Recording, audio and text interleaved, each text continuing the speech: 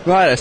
Sveicināti tiešajā translācijā no Liepājas Olimpiskā centra, kur tikko ir noslēgusies spēle starp Bauskas vienību no Bauskas un Kuršiem no Liepājas.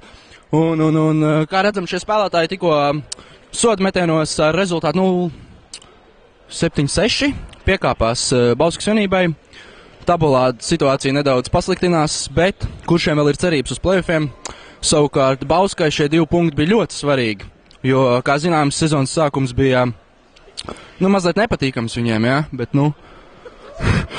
2 punkti ļoti labi. Lieliski bulīšos nostāvēja Bauskas vārdsargs. Jā.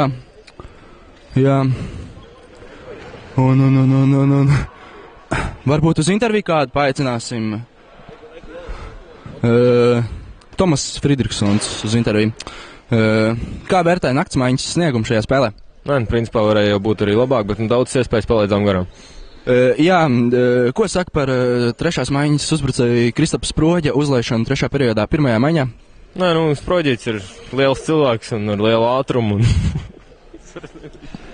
Saki, lūdzu, kā vērtē Sproģa metienu pagarinājumā, kad, diezgan bīstam varēja būt arī gols? Ļoti bīstams metiens, domāju, ka vārdsargam, šoreiz paveicās, kā arī trapaši pa štangu, bet, Sproģis darīja, ko varēja, un es novērtēju to, jā.